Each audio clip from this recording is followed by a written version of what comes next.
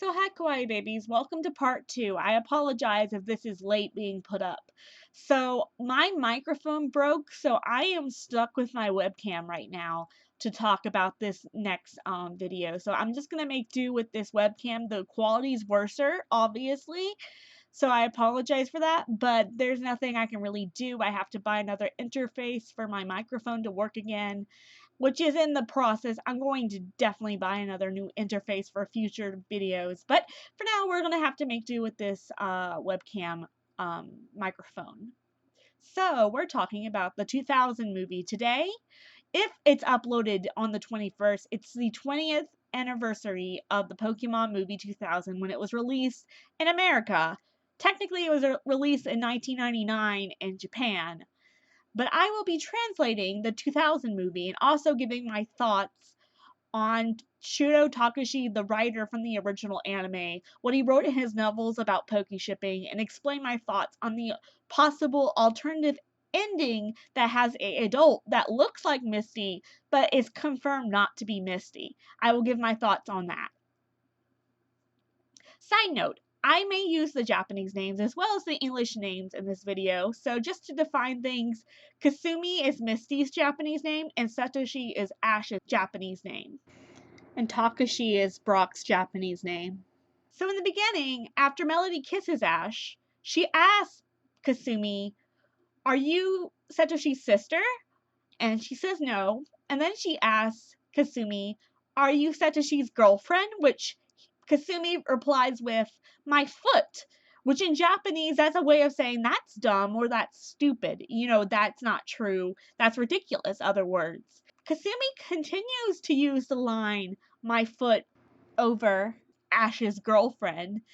And then when Melody asks why she's coming to find him when he goes off to start on his journey, says, "Why have you traveled with him all this time?" And Kasumi responds with, "Oh, everywhere that Satoshi is gone is where I've wanted to go." Now, Shudo, the writer of Pokemon, mentioned that a lot of Japanese fans thought Misty had a romantic feelings for Ash that she wasn't even aware of at the time. And that was why she follows him all this time. But he argues that this was supposed to make her plot in the movie stand out. And I will go in detail about that soon. So continuing on to the scene where Melody's like, "Ah, there he is. Geez, that's how far he's gotten in his sweater. I don't know if he's hopeless or completely out of his mind." Then Misty says, "He's always like this. This is what I have to put up when I'm with him." Then Melody says, "Got it. So that basically means you like him, right?"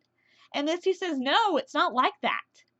Then Team Rocket responds with Jessie saying, "Y'all are too young to be worrying about things like this." And James says, "Yeah, and we're too old." And then Meow says, "You two are always lovey-dovey anyway." Also, I want to mention there's a scene that never made it to the movie where Ash jumps off a cliff and Misty runs after him. This was never in the Japanese or American version. So for the critical scene of Ash drowning, Ash doesn't make any breathing noises in the Japanese version. You hear him breathing in the English version, but as he rises to the surface of the ocean in the Japanese version, you cannot hear him breathing. And I will explain why this is important. So Melody suggests to go save Ash, but Kasumi says, "No, Satoshi is my burden. He's my responsibility." And decides to go, and that's when Melody and Kasumi become friends. So it's rumored that Misty does CPR on Ash, but it's not shown. Now, plot-wise, this makes a lot of sense, because Misty was so teased about being Ash's girlfriend throughout the movie, it kind of became a subplot, and for that subplot to lead to her to have to do something in order to save his life that she doesn't want to do when she's claimed over and over again, "I don't love him, I don't love him, he's just a friend," it makes sense. And while Shudo Takashi states that Misty does do cardiopulmonary resuscitation on him, there was a scene that was removed because it was seen as too violent. So Satoshi doesn't wake up right away, causing Kasumi to get really angry. So angry that she starts to beat him. And in other countries, this scene seemed too violent for certain countries that would be seeing the movie. He argues that the reason why he took the scene out was because it did make it look like she was desperate to save him because of the love she felt for him. But he clarifies that it's because she realizes her existence would be weaker without him. If you don't know, this movie, even though the Pokemon movie was intended for kids, it dealt with topics that were hardly meant for children, such as the existence of self and coexistence. And once you're self-aware, that creates conflict. And so I think what he was doing with Misty is that she almost realized her existence didn't matter if Ash wasn't alive. That's literally his argument of why writing Misty to follow him. And it's almost like she realizes she's a character on a show and that her existence on the show is threatened if Ash dies. So it's really complex, but one funny thing that was brought up is that in a meeting for the second Pokemon movie, someone brought up the question, which scene is supposed to make you cry? And Shudo didn't have a scene at the time that was supposed to make you cry, so he left it up to a movie director named Kunihiko Yuyama. And he jumped in with the question, oh, that scene is the scene where Misty saves Ash from drowning. So that's how that scene even came about in the movie. It was a random decision by another person working, who was a director for Pokemon. What's interesting is that Shudo stopped writing on the anime mid-Johto, right before Misty left. And as you know, signs of Misty's crush on Ash started to show up again late Johto, and it's definitely in her specials that just feature her as a main character. I am going to read you the translations of those hints. So in Heartbreak of Brock. So in this episode, Misty states, looks like she fell for him at first sight. And then Ash says, huh? This scene is repeated with Jessie and Meowth, where they say the same thing when she falls for James. So, no, Misty was not saying you and me will get married someday. Later on, Kasumi says to Brock, just think about it. In the past, you have fallen for so many girls. Has there been one that's returned your feelings? And Brock says no. And then Misty says, look, love is only deep if both people are in love with each other. And Takeshi responds saying, is that so? And then that's when Misty gets weird and says, huh? Well, at least I think so. And it's kind of unclear if she's reacting this way because she realizes her love for Ash isn't deep, or if she's just surprised by Brock's response of, is that so? Wondering, like, why does he think this way? So there's a slight possibility that this is still a Poke shipping hint, but it's kind of unclear. So later on, when Ash is competing in the Johto League, Macy shows up. As you know, Macy falls in love with Ash, and when Misty sees her going crazy over Ash, she separates them, and then Macy's like, who are you to Ash anyway? And Misty's like, I'm his coach, which is pretty much the same in the dub. In the episode where Misty leaves, Gotta Catch You Later, Satoshi says, so Nurse Joy repaired your bike for you. Isn't that great, Kasumi? Now you're alive in your city much sooner.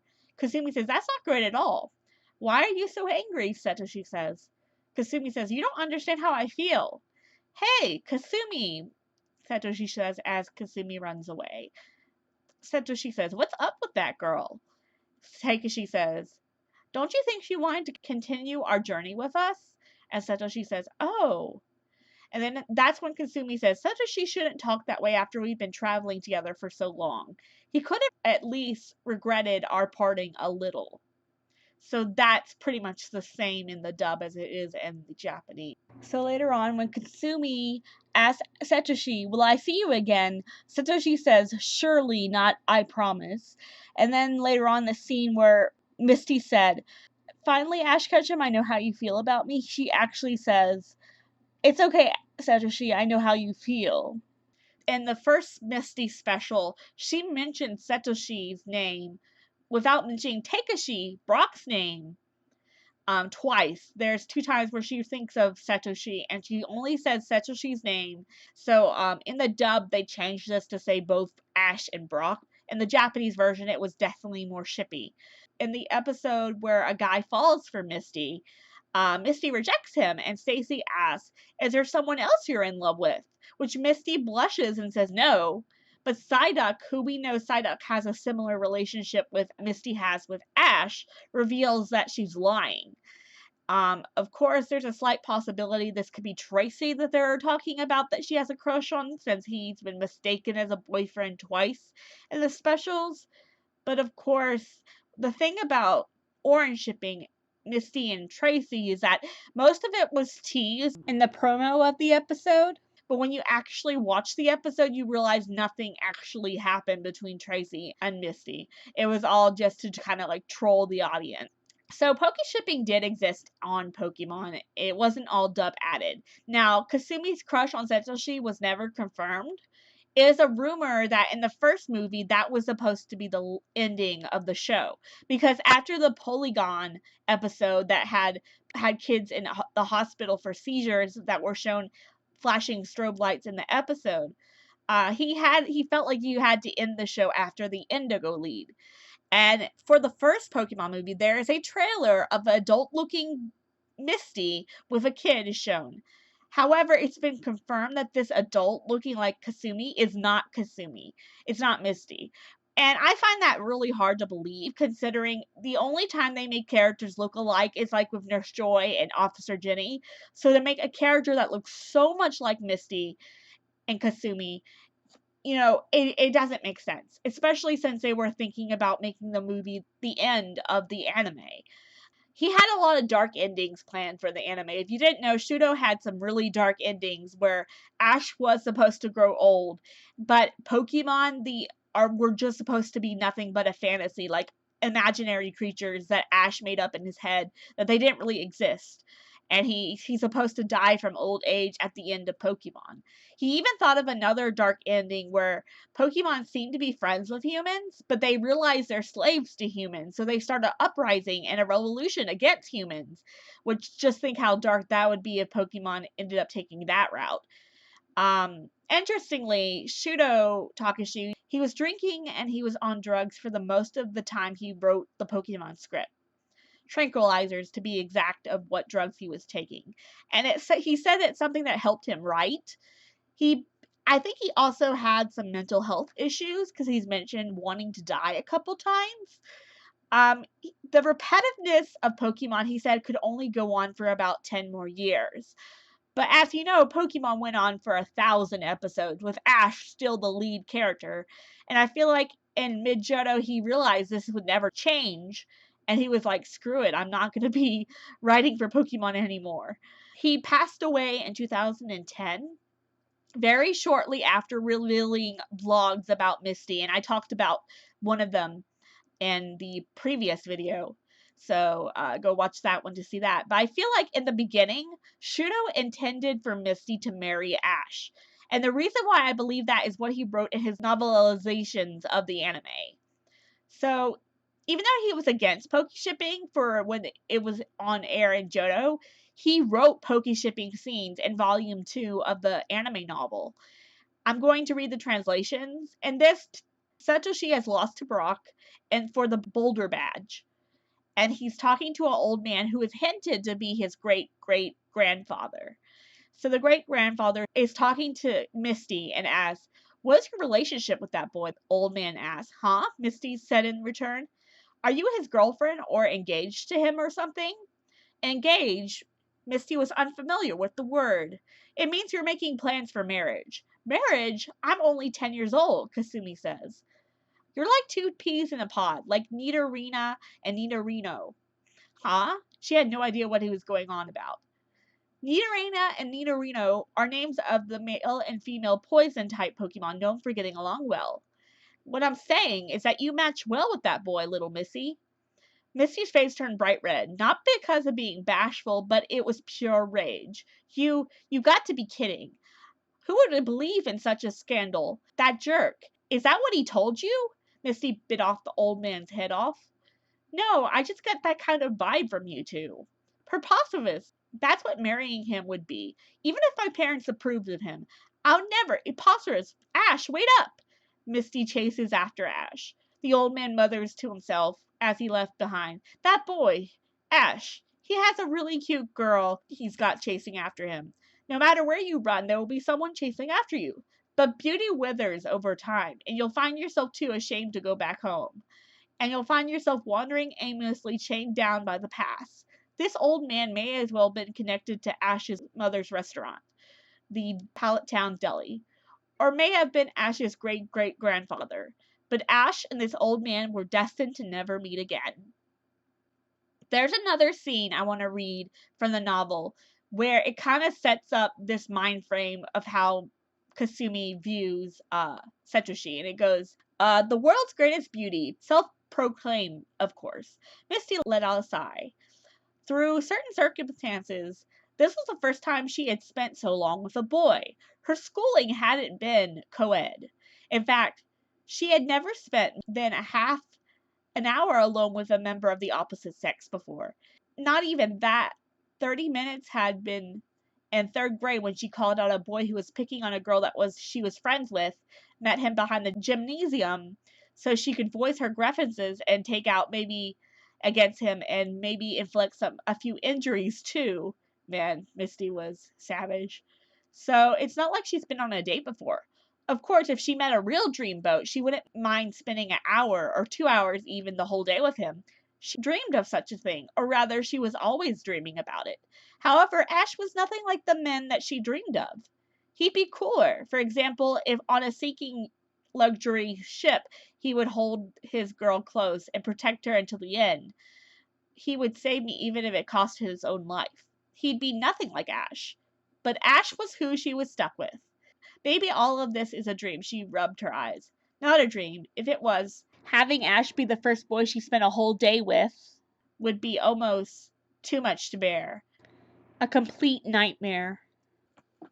So basically, she thinks it's a dream that it's not a nightmare that she spent a full day with a boy like Ash. She thinks it's like she has feelings that are developing for Ash. And she asks herself, is it a dream? Are these feelings that she feels for Ash real? But then she realized if it was a dream, having her first day with the boy she ever spent a full day with, being with Ash would be a total nightmare. But it's not. She's actually enjoying her time, with her first time being the longest she spent with someone of the opposite sex. So this really sets up this storyline that Kasumi was going to start off not liking Ash, but slowly began to develop romantic feelings for him, which is very much a tsundere stereotype. If you don't know what that is, it's when the anime girl is very hostile and mean to the boy that she ends up falling in love with in the story as it continues. He wouldn't have written all this backstory if it was going nowhere. And my theory is that once Pokémon Generation 2 came along with the Johto series, and he realized nothing was ever going to change, he started to stop mentioning a romance between Satoshi and Kasumi. So, ending thoughts. Obviously, Ash and Misty are never going to get together. It was nice to see Misty again in Sun and Moon. I didn't predict anything romantic would happen because, he just got kissed by Serena. I'm predicting we will see Serena again.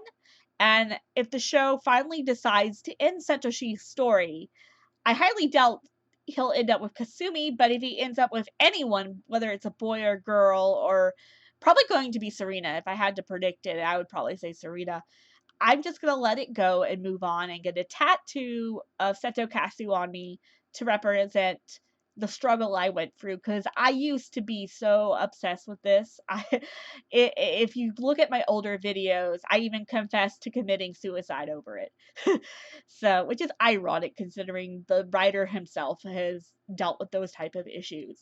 But I never forgot the journey I went through. It's a dream of mine to make a manga called My Selfish Sacrifice that talks about how the irony of how in history of Japan it was an unselfish thing to kill yourself. You were doing it to honor your family, to honor your country, especially in World War II, especially with the kamikaze pilots. I want to make a manga based on my life story of struggling with wanting Ash and Misty together, except Ash and Misty will be my own made-up characters. They'll just be stereotypes that are popular in anime. Like, the Misty character will be a tsundere type, and the Serena character will be a childhood friend type. And it's going to be my own creation, but it's a dream of mine to make a manga of it first and then create an anime of it. So anyway, I had a lot of fun digging into this. As I was making this video, I discovered things I did not know about the Pokemon anime, such as the dark endings and stuff, and it's really interesting to see that something I grew up with have such an interesting backstory on the creators and the writers. I hope I educated you guys on what happened. There's still a lot of like questions to be answered. I feel like Poke shipping did exist and it was planning to go canon, but because of the repetitiveness of Pokemon and not wanting to get rid of Ash, Misty had to leave, and that just killed any possibility of her ending up with Ash. So, thank you so much for watching. Sorry if this is late. I have a lot of editing to do. I have just finished recording this. So, I also want to apologize for my allergies. They have been muffling my speech and making it harder for me to pronounce things. So, if you bared through all that, thank you. Till next time, kawaii babies. See you next time. Bye!